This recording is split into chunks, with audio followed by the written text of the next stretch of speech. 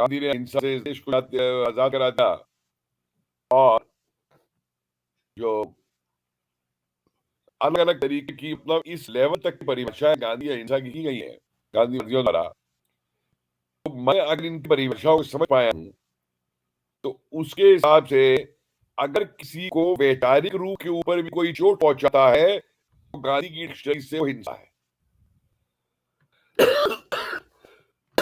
अगर मेरी समझ गलत हो तो कोई मुझे ठीक कर दे, क्योंकि जो लोग गांधी को भगवान मानते हैं और ये मान के चलते हैं कि गांधी वो हर चीज से ऊपर है, गांधी के ऊपर कोई टिप्पणी नहीं कर सकता, गांधी के ऊपर कोई बोल नहीं सकता, गांधी के ऊपर कोई कुछ कह नहीं सकता, और जो गांधी का वाक्य है वो आखिरी वाक्य है, उन्हीं लोगों का ये गांधी की डेफिनेशन है अहिंसा की कि वो तो इतने बड़े अहिंसावादी थे कि अगर वैचारिक तौर पे आप किसी को कष्ट पहुंचा रहे हैं तो उनके हिसाब से वो हिंसा थी।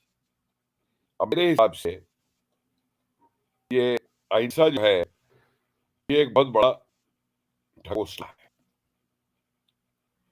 जिसका जी इस्तेमाल समय समय पर अंग्रेजी साम्राज्य को ऐसी स्थितियों से निकालने के लिए किया गया जब स्थितियां अंग्रेजों के लिए भारत के अंदर गंभीर मंदी चल गई।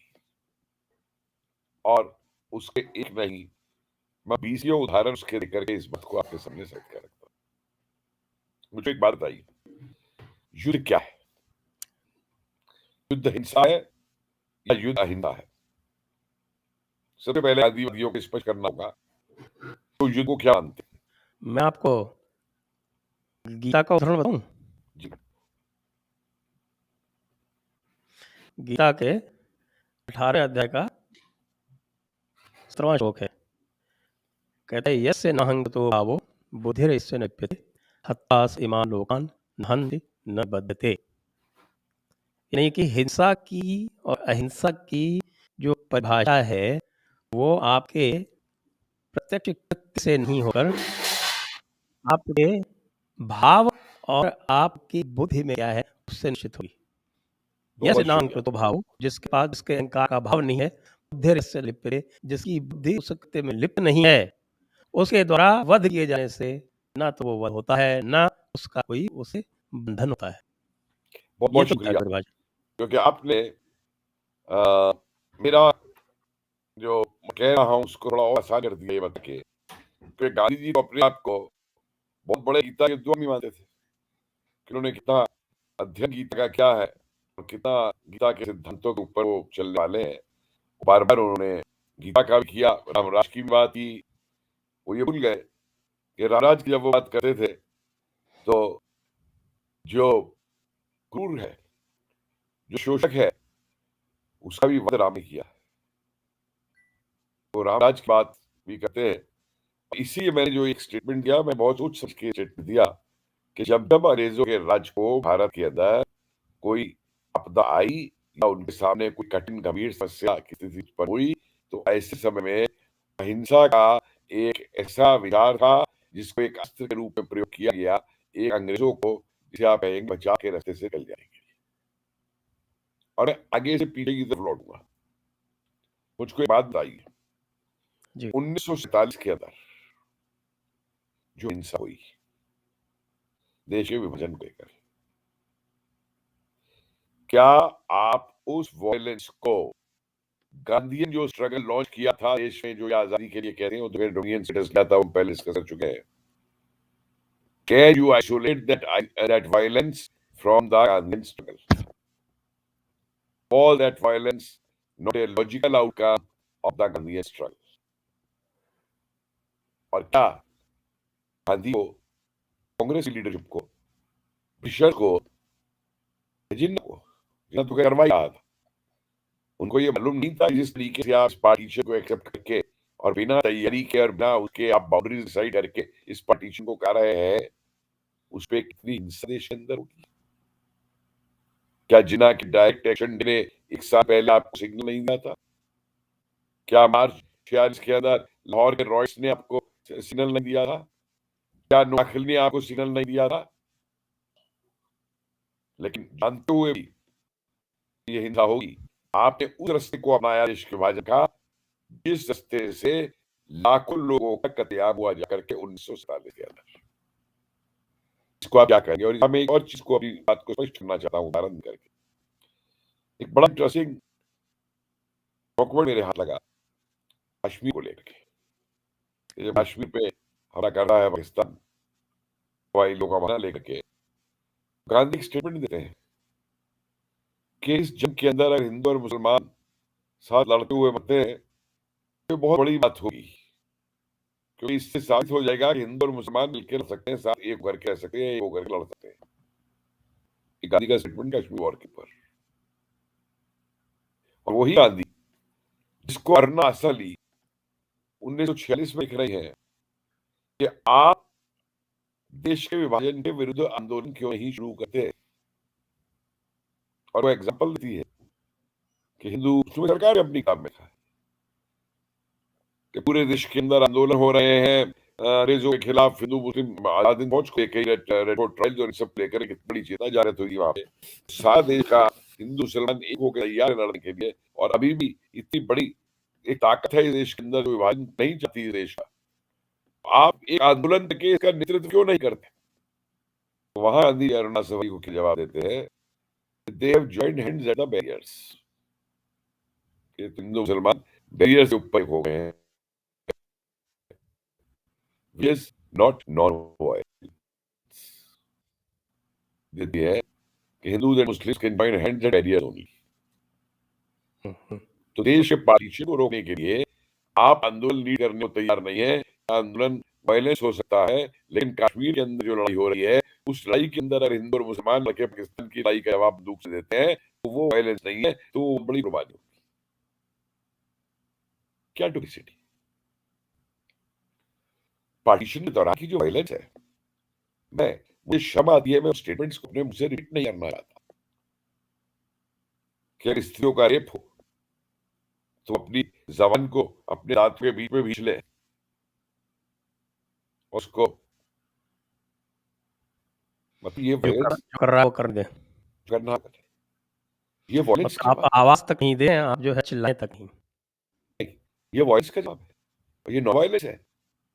भाई फिर काम नहीं किया गांधी ने जब पाकिस्तान ने हमला किया 43 के अंदर, तो डंडा उठा के अपना चल दे पाकिस्तान की तरफ, मैं हड़ताल बैठने जा रहा हूँ, कबाइयों को वापस बुलाओ, इन सिखों को वापस लाओ, मैं अहिंसा से लड़ूंगा तुम्हारे लिए, तुम्हारे साथ वापस लाइए। और थोड़ा पीछे आ जाइए, 42 पे आ जाइए। 42 का अकेला मूवमेंट ऐसा मूवमेंट है कांग्रेस का जिस मूवमेंट में कांग्रेस ने कोई तैयारी नहीं की और कोई प्रोग्राम नहीं दिया। ये 2021 में दिया था कि एक सकारात्मक कार्यक्रम होगा, एक नकारात्मक कार्यक्रम होगा, आप लोग औहदे छोड़ दें, आप लोग स्कूल बैकआउट कर दें, सरकारी नौकरी छोड़ दें। वो नकारात्मक कार्यक्रम था, चक्का चलाए, वो सकारात्मक कार्यक्रम था। 30 के अंदर नमक आंदोलन के समय भी एक बड़ा निश्चित कार्यक्रम दिया गया था, लेकिन 42 के अंदर मुझे बताइए कौन सा कार्यक्रम गांधी ने दिया था? एक नारा दिया था सिर्फ, करो या मरो। मरना वायलेंस है या नॉन वायलेंस? मैं यही पूछ रहा हूँ यही पूछ रहा हूँ कि करो या मरो, क्या करो? पहले गांधी इसलिए फाइन करे कि करो या मरो, मतलब क्या था? अगर मैं आम आदमी की दृष्टि से इसका मतलब समझू तो करो का मतलब यह है कि अंग्रेजों को भारत से खदेड़ने के लिए कुछ भी करो, और मरो, उसको लड़ते हुए अपनी जान दो। करो या मरो का ये मतलब है। ये क्विट इंडिया नाम दे दिया जाता है भारत छोड़ो आंदोलन का, ये नाम गांधी ने नहीं दिया था, लोग इस बात को समझ लो। ये नाम इसको ने दिया जब वो आगा खान पैलेस में आकर के ए वीक विद गांधी रहा है आगा खान पैलेस में, और उसने किताब लिखी है वीक विद गांधी, उसमें उसने क्विट इंडिया शब्द इस्तेमाल किया। तो कोई कार्यक्रम न देखे, जनता को अंग्रेजों से लड़ने के लिए एक ऐसे समय पे छोड़ देना जिस समय के अंग्रेजों की संख्या भारत में सबसे ज्यादा थी। मेरे हिसाब से तो ये एक बार्गेन टेक्निक अपनाई जा रही थी कि भैया हम डोमिनियन स्टेटस दे दो, नहीं तो आंदोलन छोड़ देंगे। वहां चर्चिल बैठा हुआ था, चर्चिल ने कहा ठीक है छेड़ दो आंदोलन में। एक चीज आपको बता दूं, अंग्रेज जो है आंदोलन क्या रूप लेंगे, और पर्टिकुलरली इस समय 1939 के बाद में सेकंड वर्ल्ड वॉर स्टार्ट होने के बाद में अंग्रेज बहुत चिंतित थे कि भारत के अंदर क्या स्थिति होगी। और एक मीटिंग होनी थी कांग्रेस वर्किंग कमेटी की 1940 में, जिसमें ये तय होना था कि आगे का एक्शन क्या लिया जाएगा। तो वो मीटिंग हुई बिरला हाउस के अंदर। अंग्रेज ये जानना चाहते थे इस मीटिंग का रिजल्ट क्या होगा, हमें पहले पता चल जाए। तो वहां जितने पानी पिलाने वाले लोग मीटिंग के अंदर वॉलंटियर लगाए गए थे, सारे सीआईडी के लोग थे। जब मीटिंग में डिसीजन हो गया कि वो सवेरे अवज्ञा आंदोलन होगा, तो जनता से पहले अंग्रेजों पे खबर पहुंच गई थी और उन्होंने राहत की सांस ली थी कि आंदोलन न खड़ा हो। फिर एक मजे की बात देखिए कि जो एक्शन है जनता के 1942 के आंदोलन में, वो बाहर आते ही आगा खान प्रेस है, उन एक्शन को गांधी का खत्म किया जाना, पूरे 42 मूवमेंट। ठीक है माशा भाई, एक तरफ जनता को तुम मैसेज देके जा रहे हो करो या मरो, और जब जनता कर रही है और मर रही है तो बाहर आके तुम ये कह रहे हो कि हम तो कंडेम करते हैं एक्शन को जनता के। तो भाई जनता को कह के क्यों गए थे कभी हमारा, जनता को पूरा प्रोग्राम देकर के जा रहे कि ऐसा की तरीके से ये एक्चुअली 1940 को तो पूरा प्रोग्राम फॉलो किया है जनता ने। सुभाष चंद्र बोस ने बने रेडियो से किया है, 17 अगस्त और 31 अगस्त प्रकाश में बने रेडियो। बड़ा लंबा प्रोग्राम है साहब, उसके अंदर उसे देखिएगा कि कैसे ब्रिटिश वॉर एफर्ट को पूरे आप खत्म करिए। और इतना जबरदस्त प्रोग्राम है कि उसमें ये तक कहते हैं कि जो खानसामा अंग्रेजों का खाना बनाते हैं, खाना ही खाना बनाए जिससे अंग्रेज बीमार पड़ जाए। तो आपने 42 को भी कंडेम कर दिया, आपने चौरी चौरा के नाम पे आंदोलन खत्म कर दिया था आपने। वहां भी एक सवाल मैं उनसे पूछना चाहता हूं, आपने कह दिया कि चौरी चौरा में वायलेंस हो गई, 22 पुलिस वाले मार दिए लोगों ने, कभी आपने सोचा पुलिस वालों को लोगों ने क्यों मारा, थाने पे लोगों ने क्यों आग लगाई? अपनी ऐसा एक परिभाषा के हिसाब से भारत में गांव में अंग्रेजी हुकूमत किसके द्वारा जानी जाती है? या तो तारुकदार जमींदार और ये पुलिस, और जो रोज अत्याचार होता था गाँव के लोगों के ऊपर, मतलब किस तरीके का अत्याचार नहीं था। मैंने तो पूरा कम किसान आंदोलन पे करके वो सारे अत्याचार निकले हैं। तो जब गांधी खुद मुंबई के फिंस्टर मिल के सामने विदेशी कपड़ों की होली जलाते हैं, ये होली जलाना क्या था ये, कि ये इसे अहिंसक कार्य कहेंगे आप या हिंसात्मक कार्य कहेंगे? जो किसान की समझ थी, किसान की समझ ये थी कि गांधी ने विदेशी कपड़े की होली इसलिए जलाई कि विदेशी कपड़ा जो है हमारे शोषण का प्रतीक है भारत के। और मेरे रोज शोषण होता है, मेरे शोषण का प्रतीक ये ताल्लुकदार का गुलाम है, और ये पुलिस स्टेशन है जिससे पुलिस वाले आके रोज मेरा शोषण करते हैं। तो उन्होंने अपनी समझ से शिकायत को किया, लेकिन आपके लिए वो एक मानव गया। देखिए हम एक डुप्लिसिटी देखिए, मैं पूरी चीज से कह रहा हूँ। 21 वाले आंदोलन में आपने कहा था कोर्ट का बहिष्कार करो, वकील कोर्ट छोड़ दे, कोई मुकदमा लेके अंग्रेजों के कोर्ट में न जाए। बड़ा अच्छा तरीका था अंग्रेजों का विरोध करने का। फिर मुझे बात समझाइए गांधी जी, कि जब अली ब्रदर्स को गिरफ्तार कर लिया अंग्रेजों ने, तो उनका मुकदमा लड़ने आप खुद क्यों पहुंच गए फिर जेल के अंदर? आम आदमी के मुकदमे को ये था कि कोर्ट से कोर्ट करे, कोर्ट नहीं जाए। और अली ब्रदर अगर पकड़े जाते हैं और उनपे अंग्रेज मुकदमा चला रहा है, तो वहां खुद उसकी पैरवी करने पहुंचते हैं। भैया परम देश कुशल बते जे आचरे ये ते न घनिए। मुझे कोई ये भी समझा दे, फिर मुझे एक और चीज कोई समझा दे। एक बड़े किसान नेता को घर में बंद करवा के रखना, क्या वो हिंसा है या अहिंसा है? रामचंद्र ने अवध के किसान नेता अपनी डायरी में लिखा हम्म, कि मुझको फिरंगी महल में लखनऊ में अब्दुल बारी ने बंद करा के रखा। और उसके बाद में लिखा, ये 1921 की बात है, जनवरी। उसके बाद में लिखा कि मुझको बुर्का पहना करके अलावा दी जाएगी, ये कहा गया कि अंग्रेज पकड़ लेंगे, पुलिस ढूंढ रही है इसलिए बुर्का पहन के चलो। और 1 महीने तो मुझे अनुभव में रखा गया और जाने की इज्जत नहीं। और फिर मुझे बुर्का पहना करके बनारस से गए, काशी विद्यापीठ फरवरी किसकी बात है। उस दिन वहां पे अंग्रेज पुलिस बाबा रामचंद्र को गिरफ्तार कर दिया गांधी के सामने। जो गिरफ्तारी की फाइल है वो आज तक यूपीसीआई रिकॉर्ड रूम में बाबा रामचंद्र की ट्रांसफर नहीं की, नेशनल आर्काइव में ट्रांसफर की गई। लेकिन एक और फाइल मिलती है बड़ी इंटरेस्टिंग, जिसमें लिखा है कि ये सबसे बढ़िया जगह रही गांधी को अरेस्ट करने की बनारस, क्योंकि गांधी वहां होंगे और अगर इस पे वायलेंस होती है तो गांधी इसको कंट्रोल कर लेगा वायलेंस को। नहीं, और उसके लिए बाबा रामचंद्र वो किसान लीडर है जिसको 1920 में अंग्रेजों ने पहली बार गिरफ्तार किया तो 50,000 किसानों ने जाके प्रतापगढ़ जेल गिर ली थी। अंग्रेजों को मजबूर करके उसे काम की जेल से रिहा करना पड़ा।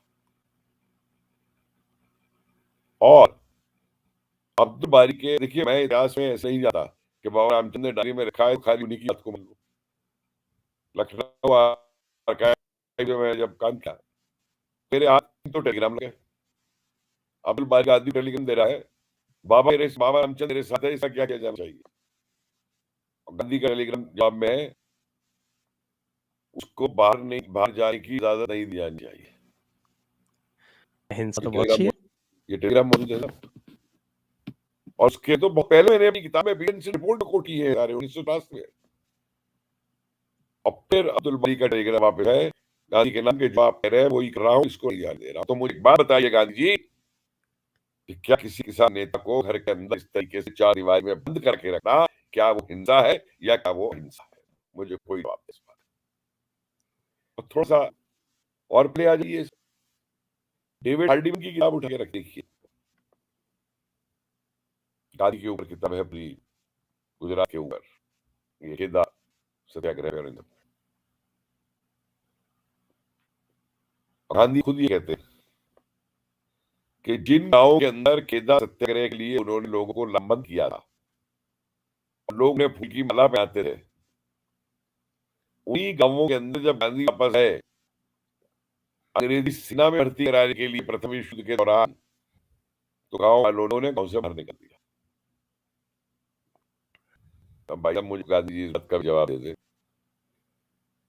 कि विश्व युद्ध के अंदर वो ताकत जिसने लगातार भारत का शोषण किया हो, जिसने भारतीयों की इच्छा के विरुद्ध भारत को युद्ध में झोंक दिया हो,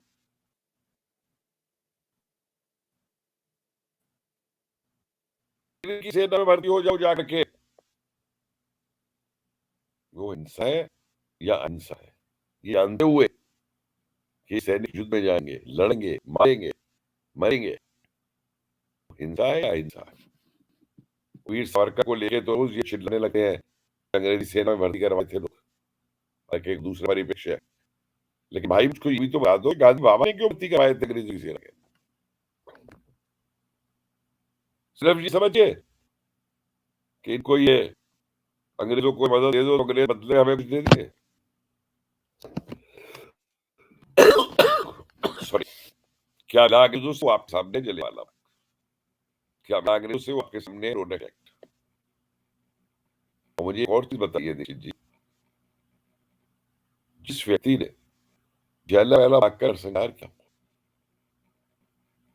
जिसके बेस उठ के गांधी अपनी पूरी राजनीति बनाई हो,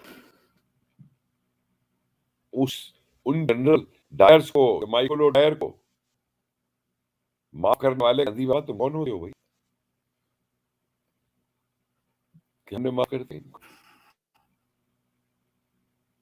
देश तो आज तक नहीं भूला उसने संघार, देश तो आज भी याद करता है, जनता आज भी याद करती,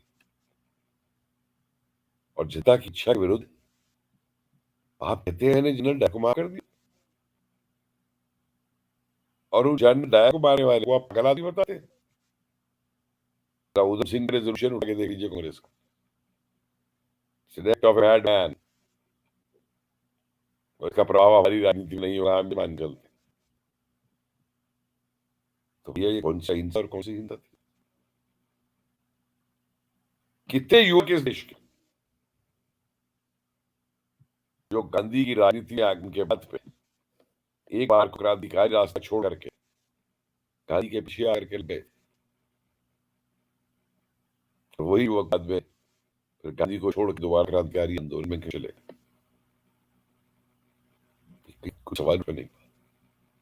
एक प्रश्न और जो बहुत बड़ा है, हिंसा जब हम परिभाषा ढूंढते हैं तो अहिंसा जो है वो अलग अलग लेखों में गांधी जी ने परिभाषित की है। हिंद स्वराज में लिखा है कि यदि कोई चोर आ जाता है, मान लीजिए आपका पिता आपके घर में चोरी आ जाए, तो आप क्या करेंगे? इसलिए चोरों के प्रति आपको सहिष्णु भाव रखना चाहिए, इससे उनका हृदय परिवर्तन होगा। एक तरफ तो ये उनकी हिंसा की परिभाषा है, दूसरी ओर वो भगवान राम के बारे में कहते हैं कि भाई राम ने जो किया वो कभी स्वीकार्य नहीं है, क्योंकि इस तरह से रावण का वध करने के तो पता नहीं कितने जो रावण का इस प्रकार से वध करे वो स्वयं ही रावण है। इस प्रकार की अनर्गल बातें भी उन्होंने लिखी हैं। कृष्ण के बारे में कहा है कि यदि कृष्ण वही है जो महाभारत में चित्रित किए गए हैं, तो वो मेरे कृष्ण नहीं हो सकते। तो जो व्यक्ति हजारों उन्होंने का नरसंहार, जैसे मालाबार में हुआ हजारों लोगों का नरसंहार होने के बाद चुप रहे, वो हिंसक है या अहिंसक है? देखिए, मुझे बात बताइए, ये तो और आगे बात चली जा रही है वो या इन सबके ऊपर। जो व्यक्ति अपनी पत्नी को मध्यरात्रि में 7 महीने की पत्नी को जो गर्भ से है उसको घर के बाहर खड़ा कर दे रहा है क्योंकि उसकी सफाई ठीक नहीं कर पाई, उस आदमी को आप हिंसक कहेंगे या हिंसक? जो आदमी भिवानी की रिपोर्टेड ट्रिब्यून की, भिवानी में एक मीटिंग अटेंड की गांधी जी ने, उस मीटिंग के बाद में गांधी जी स्टेज से हम नीचे उतरे तो उनकी चप्पल किसी ने चोरी कर ली थी। ये कहाँ की बात है? भिवानी अच्छा। तो चप्पल किसी ने चोरी कर ली। तो इतना बड़े कस्तूरबा के ऊपर कि तुम मेरी चप्पल तक का ध्यान नहीं रख सकते हो। एक बॉक्स बना करके ट्रिब्यून ने छपी हुई है, मेरे ख्याल 1929 या उसके उसके लॉर्ड सेशन से पहले की बात है। तो इसलिए मैंने पहले से ये बात कही कि अब और छोड़िए, आप ये बताइए जतिन का जो मार्टियरम है लाहौर की जेल में 63 दिन की हंगर स्ट्रिक किया, उस तो नियंत्रण नहीं करना हंगर स्ट्राइक। गांधी जी से पूछा गया कि भाई इस पे कुछ कमेंट करिए, तो कहते हैं तुम्हें मालूम है मैं क्या कमेंट करूंगा, इसलिए बेहतर यह है कि उससे कमेंट मत करवाओ। अब कॉन्ट्रास्ट देखिए कांग्रेस के अंदर, वही वो जिनका सारा जुलूस निकलते हैं कलकत्ता के अंदर, वही उनका अंतिम संस्कार करते हैं, उनकी अवशेषों में से इतनी सी धूल उठाकर कस्तियों में से आते हैं, घर पे आकर अपनी भाभी को दे देते हैं। 13 साल का और उस जतिन को करके एक शब्द नहीं गाली कह सकते। एक और बात बताइए मुझे, ये अपना भगत सिंह भाई असेंबली में जो हम फेंक गया धुएं का बम था ना, असली में भी फेंका जा सकता था। उन्होंने स्पष्ट किया पर्चा बांट के भी, तो हम हिंसा का रास्ता क्यों अपनाते? उसको भी कंडेम किया जाना। और मुझे कोई ये बता दे कि जलियांवाला तो एक तरफ 1770 से जो नरसंहार भारत में किए अंग्रेजों ने, कि तोपों के गोले से मुंह से लगा के लोगों को उड़ा दिया, पेड़ों पे फांसियां दी, एक ही पेड़ पे 150 लोगों को फांसी दी। गांधी जी ने इस हिंसा को इतनी बार कंडेम किया है, जरा मुझे कोई दिखा दे। जो ब्रिटिशर्स द्वारा हिंसा भारत पे हो रही है, उस हिंसा को कितनी बार गांधी जी ने कंडेम किया है। 1920 में जब अवध किसान आंदोलन हो रहा है, इसकी लंबंदी, तो गांधी फैजाबाद जाते हैं। फैजाबाद में उनका एक मशहूर भाषण कि you should be a lot if that zamindar और मट्स you, we are fighting a big zamindar. हम तो इस तरह अंग्रेज से लड़ रहे हैं, इसलिए ये जो जमींदार है ये तुम पे अगर अत्याचार करता है तो इसके अत्याचार सह लो। मुझको ये समझा देगा गांधी जी कि यह आपकी समझ थी बात की, जो जमींदार अंग्रेजों के पिट्ठू है, अंग्रेजों के साथी है, देश की हर चीज का विरोध करते हैं, उस जमींदार की हिफाजत के लिए आप कल करके वहां हैं। और किसान जी कह रहे हैं कि जमींदार अगर तुम्हारे पे अत्याचार करता है,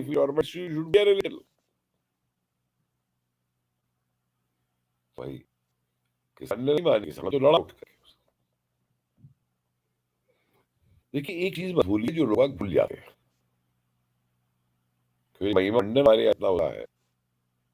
let us not forget that Gandhi was a practical practising politician. Gandhi कोई महात्मा नहीं था, गांधी कोई सत्य योगी नहीं था। कि किसी संदीप देव ने कह दिया था गांधी महात्मा नहीं थे तो उनके ऊपर एफआईआर हो गई। आजकल गांधी प्रॉफिट उनके विरुद्ध कहना या सही करे भैया, मैं तो देखिए कि संजय जी, मैं तो चाहूंगा मेरे ऊपर ये एफआईआर करे और मैं चाहूंगा मेरा मुकदमा सुप्रीम कोर्ट में लड़ा जाए,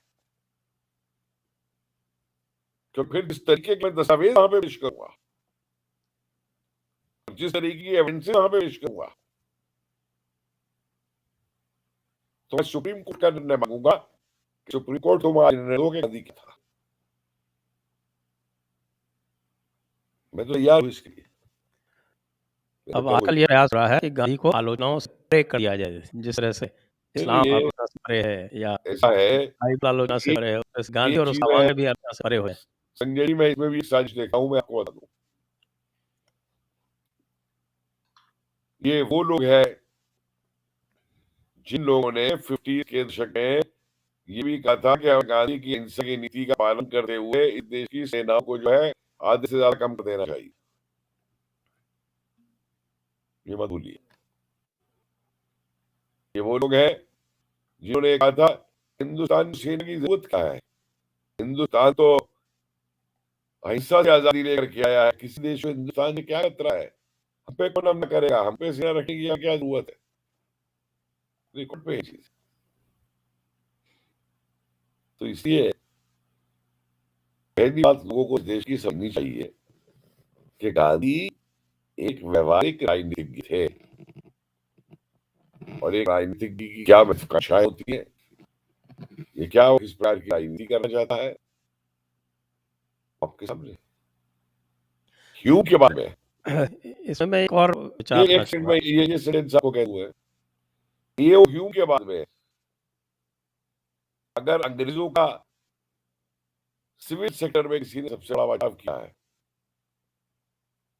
तो मोहनदास करमचंद गांधी का नाम आता है। और फिर उनके आगे कई और है नीचे लाइन में है वो लोग, लेकिन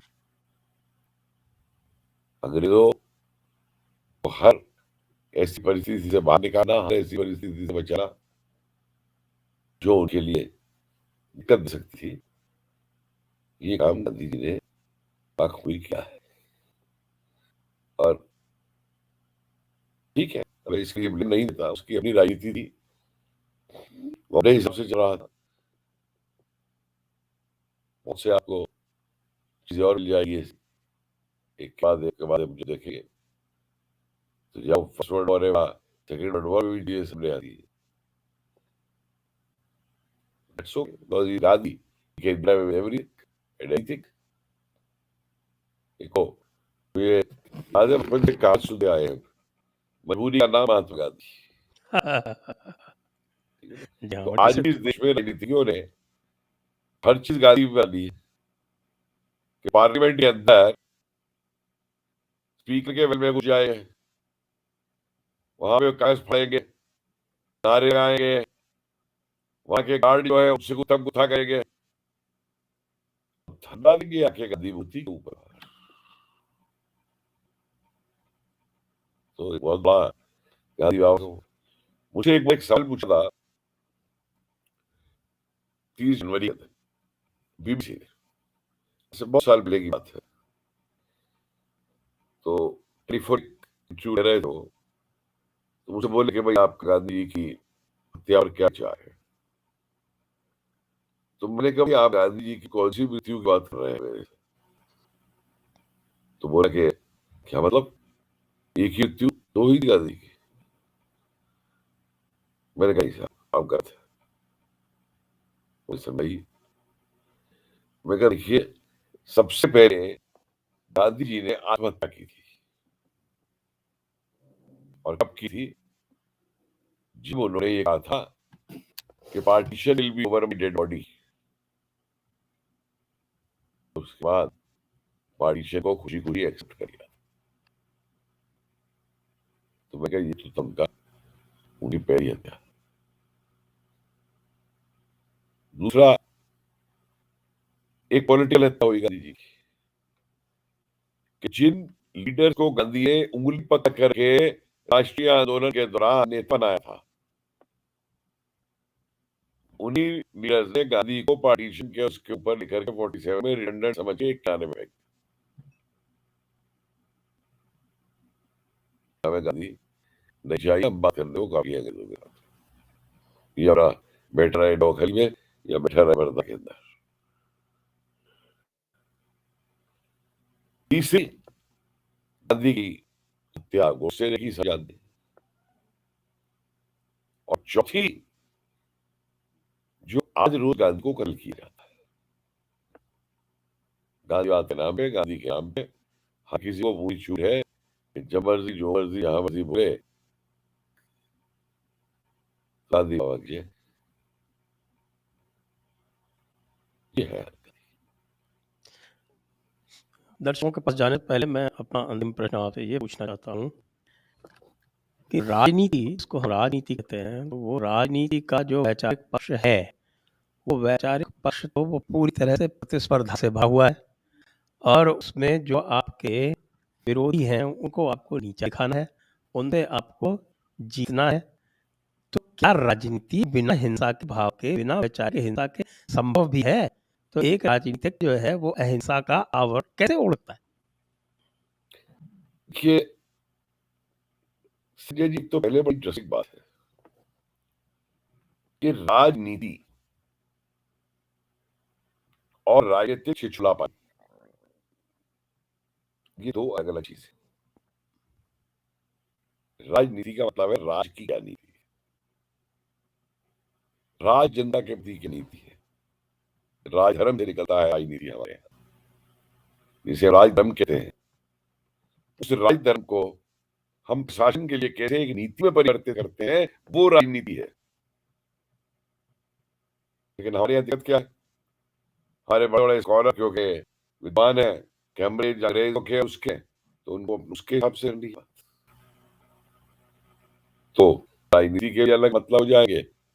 अंग्रेजों वगैरह के उनमें वैसे तौर पर तो राजधर्म जैसी कोई चीज ही नहीं। हमारे यहाँ जो राजधर्म का कॉन्सेप्ट है, क्या तो ऐसी कोई चीज नहीं है राजधर्म। तो इसलिए ये इस शब्द का इस्तेमाल, ये आज की ये छिछोरापन हो रही है, उसको राजनीति में बता कर करना, मैं उसके से खिलाफ हूँ। राजनीति है ही नहीं, ये तो हो रहा है। मेरे इलाके में एक शब्द यूज होता है, कल किसी ने कह रहा था, शायद आपके आवाज के इलाके में यूज इस्तेमाल होता होगा राजस्थान में, टुच्चापन। हाँ बिल्कुल, टुच्चापन तो तो सर्वमान्य शब्द है। ये तो टुच्चे हैं, टुच्चे तो अपनी स्वार्थ के लिए, जिनके लिए ना राजनीति कोई चीज है ना राजधर्म की चीज है, अहिंसा के बाद जोड़ दिए गए। मैंने सुनाया था ह्यूमन राइट के ऊपर किसी भी हरियाणा का, तो जैसा आपने पुलिस वाले को किसी को सर कर दी थी ह्यूमन राइट्स के उसमें,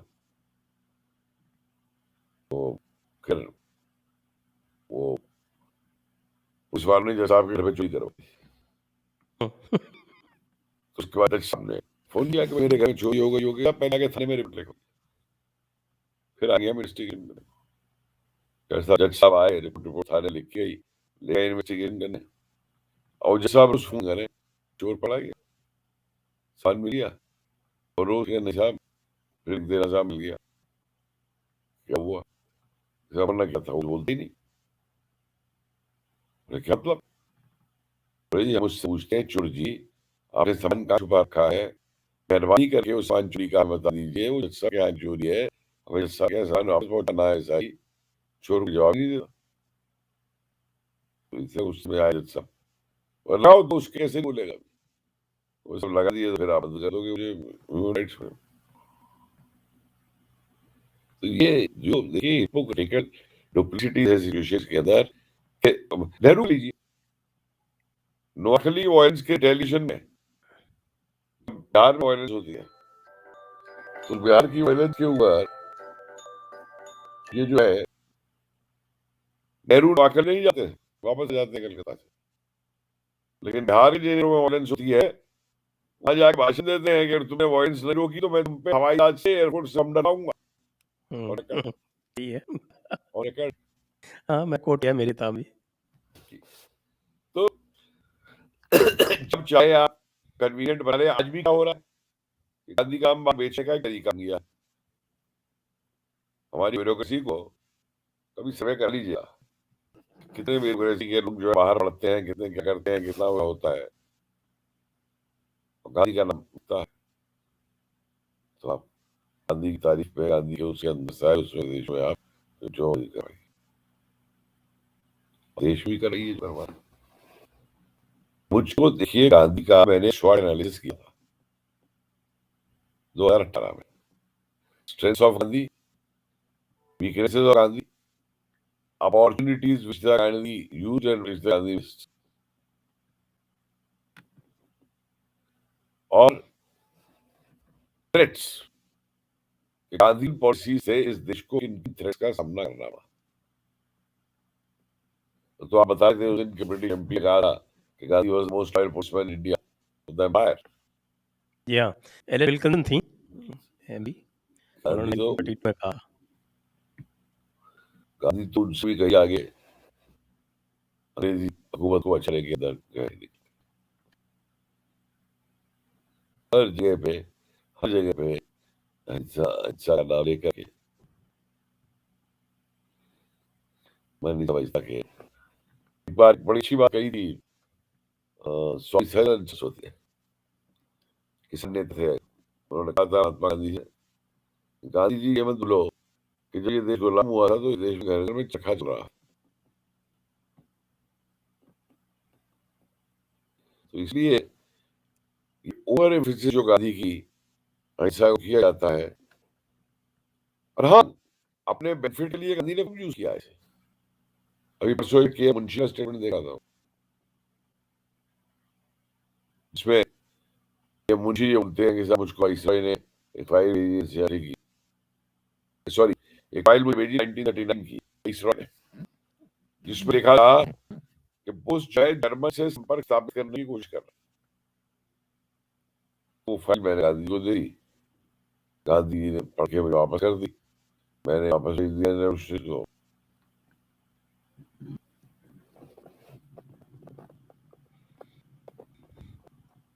कपिल जी तो हिंसा कर रहा था, आप पूछेंगे।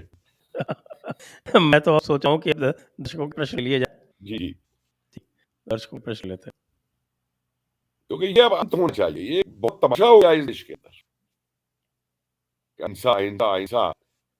शांता जी का प्रश्न है, should we conclude that sacrifice for great leaders our country Subhash Chandra Bose gone waste because of M.K. Gandhi? No. On the contrary, their sacrifices are now coming to the forefront. And I tell you, the kind of awakening I am seeing among the youth in this country will relegate Gandhi to the background. Okay, next. मैं आपको एक चीज बताऊं, जी मैं शायद 6वीं या 7वीं class में था, मेरे फादर मेरी शायद हुई थी कि अपने बेटे को समझाओ कि गांधी नेहरू को गाली निकालता, 65 की बात कर, गाली तो नहीं निकालते, क्रिटिसाइज करते थे। क्यों? क्योंकि मेरे ताऊ जी ने बताया था कि सुभाष चंद्र बोस क्या थे। मेरे ताऊ जी उस समय बॉर्डर कुछ पोस्ट थे अफगानिस्तान के बॉर्डर पे, पोस्ट क्रॉस किए हैं वहां से गली के अंदर हाल में थे, बाद में सस्पेंड हुए थी उस पर। तो इसलिए इस बात को मान के चलिए कि अब gone are the days of Gandhi. ना गांधी की पॉलिसी हमारे डिफेंस में काम आएगी, ना फॉरेन पॉलिसी में काम आएगी, और इंटरनली जो थोड़ी बहुत भी चल रही है, अगर इंटरनली भी गांधीवाद को खत्म नहीं किया गया तो पता नहीं कितनी स्थितियां हो जाए पंजाब जैसी हमारे देश के नेताओं। जहाँ क्रम जी अगला प्रश्न पूछ रहे हैं, my mother says Gandhi visited Kashmir 1946, he had local KP children staying with helping him, any evidence of Gandhi and pedophilia? Vikram ji, let me tell you one thing very clearly. These kind of questions are coming a lot these days. You know, even on Mountbatten and Edwina, number of questions. I will say one thing. One, unless one has a concrete evidence, we should not comment on that. Because in the absence of evidence, such statements wash out the sincere effort of we historians we are doing with evidence to demolish Gandhi. Number two, Right. someone's Next. personal life is personal life. I am not affected of that. So long that life does not affect the public life. और Nehru Edwina की जो relationship है उसने public decisions को impact किया हिंदुस्तान के, इसलिए मैं उस पर उंगली उठाता हूं। नेक्स्ट क्वेश्चन, प्योर हाउस, अगर गोल्ड से जिन्हें गांधी की हत्या नहीं की होती तो आज भी लोग गांधी पे जूते मारते ना, उसे क्या फोटो था, अब शब्दों का उपयोग है, और गांधी नहीं होता तो 20-25 साल पहले आज़ादी मिली होती बिना पाकिस्तान, और ना उनकी छवि। नहीं, देखिए assumptions पे नहीं जाना चाहिए, assumptions पे नहीं जाना चाहिए। मैंने जो बताया गांधी की स्थिति कांग्रेस में रहेगा कि उस समय 47 के अंदर कौन पूछ रहा गांधी को? मैं तो बताया ना, गांधी ने पॉलिटिक्स सुसाइड कमिट कर लिया था। जिन लीडर्स को गांधी ने खड़ा किया था, उंगली पकड़ के कांग्रेस के अंदर, उन लीडर्स की वैल्यू गांधी के लिए रिडंडेंट होगी। पार्टीशन से आप देख लीजिए ना, पार्टीशन का डिसीजन किसने ले लिया? नेहरू ने लिया। तो इसलिए ये एक एजम्पशन है। कोई कहता है गांधी कुछ गलत आदमी मारता है, कोई कुछ कहता है, कुछ कहता है। देखिए जो हुआ एक कॉन्टेक्स्ट में हुआ उस समय। मैंने एक जवाब दिया था इस बात का, तो मेरे पीछे पड़ गए थे सारे लेफ्टिस्ट, और मेरे खिलाफ टाइम्स ऑफ इंडिया में और अखबारों की कुछ लिखवा दिया था। उससे पूछा क्या आप गोडसे की गांधी की किलिंग को जस्टिफाई करते? मैंने आंसर दिया था कि देखिए मैं किसी भी किलिंग जस्टिफाई नहीं करता। बोले नहीं आप गोडसे स्पेसिफाई बोलिए। मैं देखिए गोडसे ने जो भी किया एक स्पेसिफिक कॉन्टेक्स्ट में किया। हमें उस पीरियड को, उस पीरियड के कॉन्टेक्स्ट को, उस पीरियड की साइकी को, ऐसे हिस्टोरियन सब चीजों को एनालाइज करना पड़ेगा। एक जजमेंट आते हैं, और पहले जजमेंट में मान के चल रहा हूँ कि गोडसे किसी किलिंग के में बनी, लेकिन एक पूरे कॉन्टेक्स्ट देखिए उस समय के, उस समय क्या हो रहा है। आप उस कॉन्टेक्स्ट को अगर बाहर कर दे, फिर आप खा गए गोडसे ने गांधी को मार दिया, तो कुछ समझ में नहीं आती। बहुत चीजें बहुत से कॉन्टेक्स्ट में हुई। अगला प्रश्न है, गांधी ने अहिंसा का संदेश देते हुए रंगीला सूल के लेखक को प्रकाशक को कोर्ट द्वारा निर्दोष माने जाने के बावजूद मरवा दिया। मुझे नहीं मालूम मरवाने वाली बात, थोड़ा हाँ, उन्होंने कंडेम नहीं किया था उसको, वो पता लगा। हाँ, मरवाने वाली बात नहीं। देखिए कंडेम की बात आपको समझेगी।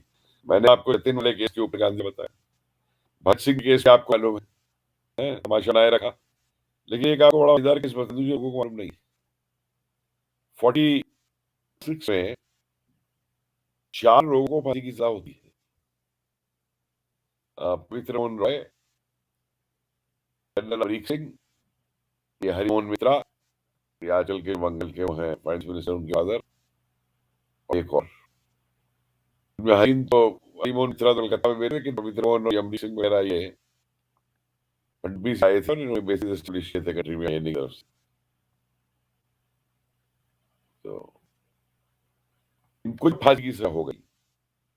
तो बेटा बोस जो है, इनकी पत्नी हरिमोहन मित्रा की, वो असेंबली से थी, तो इन्होंने गांधी को चिट्ठी लिखी, इनकी जो फांसी जो है वो नहीं होनी चाहिए। तो आप बिलीव करेंगे इस केस में गांधी की 3 चिट्ठियां वाइसरॉय को लिखी कि इनको फांसी की सजा नहीं होनी चाहिए। अच्छा, डबल स्टैंडर्ड्स। ये मैं बता रहा हूँ ना, देखिए मैं इसी बार पॉलिटिक्स को करे तो नहीं कर मैं बार लोगों से कहता हूँ कि भैया कुछ टॉपिक्स को हमारे रहने दो, जो लोग लड़े थे देश के लिए उनको वहीं तक सीमित रहने दो। भानुमति के भंडारे हाथ मत डालो, नहीं फिर हम भंडारे से वो निकाल कर देंगे आपको कि आप पे जवाब देना नहीं बनेगा। मुझे बात मैंने गांधी में प्रैक्टिकल पॉलिटिक्स की बात की है, मैंने आपसे कही 46 में 26 अप्रैल के दिन जिस तरीके से नेहरू को कांग्रेस का प्रेसिडेंट बनाया गया, तो हत्या थी पटेल की राजनीतिक उससे एक हिस्सा तो हो ही सकती। समय क्या वो चीज इंसान पकड़ी है। और यही नहीं, एक और इंसान से आपको बता रहा हूं, जून 47 में, शायद 22 जून या 27 जून की बात है, कलेक्टेड वर्क्स में है गांधी की स्पीच। दिल्ली में बिरला मंदिर में शाह को अपनी स्पीच दे रहे हैं। लोग उससे पूछते हैं कि क्या नेतृत्व में बदलाव होगा, लीडरशिप बदल जाएगी क्योंकि अब आजादी आ रही। तो मेरा एक ही जवाब है उनको, नहीं। आगे बताते क्या है, we need a Cambridge educated hero boy to deal with the Britishers in this country. तो भाई साहब यहाँ स्वदेशी का चला गया गांधी का, स्वदेशी हमारे लिए, विदेशी उनके लिए। ये तो कह रहा हूँ। वो एक बड़ा इंटरेस्टिंग मैं पढ़ रहा था, मैंने किताब में भी कॉपी किया है अभी। एम साहे ने एक छोटा प्ले लिखा जापान के अंदर, जब इंडियन इंडिपेंडेंस वीक बनी, तो उस पे भी उन्होंने एक डायलॉग रखा। तो वो भारतीय फ्रीडम फाइटर जो है, वो अंग्रेज बाई लॉर्ड से कह रहा है, is it wrong to fight for freedom of one's own country. तो विंस्टन जवाब देता है, in England no, in India yes. इसलिए तुम स्वदेशी करो, हम विदेशी करेंगे। इसी कृष्णचंद्र जी कह रहे हैं कि MKG recruited us to fight in world war 1, he is war monger. ये तो ऑलरेडी चर्चा हो गई इसकी, अगला प्रश्न ले लेते हैं। Mithilesh Kumar, in parliament can speakers not make party leaders responsible for discipline of their main and suspend the members sooner? Of course they can, बिल्कुल ये होना चाहिए और इसमें कुछ बात नहीं, लेकिन इस पे हम ज्यादा इसलिए चर्चा नहीं करेंगे आज, क्योंकि यह विषय। मुझे हरिओम पवार जी की कविता याद आई, जिस कविता के ऊपर उनके वारंट इशू हो गए थे जयंती लगने के ऊपर। उन्होंने वो किताब कविता पढ़ी थी बोट क्लब रैली के अंदर दिन में, इमरजेंसी पहले वाली जो रैली है, एक लाइन उसकी याद है, उन्होंने कहा था संसद कारागार बनेगी। भाई साहब, जो आप बात कर रहे हैं ना, स्पीकर रिस्पॉन्सिबल और डिसिप्लिनरी है, कितनों को बंद कराओगे आप या कितनों एक्शन लोगे आप? इनकी भाषा देख रहे हैं आप आज क्या है? एक्शन छोड़िए, भाषा क्या बोलते हैं पार्लियामेंट के अंदर? बड़े लोग हैं, नेता हैं, क्या कैसे? अगला प्रश्न लेते हैं, चलिए। एडिक्टेड इंडियन प्रश्न लगाया गया, हाँ, क्या been some years Modi government has failed to unite and support to do is a change education system or which was focused on Muslim, we can't open JP. Okay, this is a comment not related to the topic, so we move on next. Okay, so that brings the session to an end. Session यहीं पर समाप्त होता है, प्रश्नकाल समाप्त। कपिल जी का बहुत बहुत धन्यवाद, दर्शकों का बहुत बहुत धन्यवाद। जय हिंद, वंदे मातरम। जय Hind. Press the like on YouTube and don't miss another update.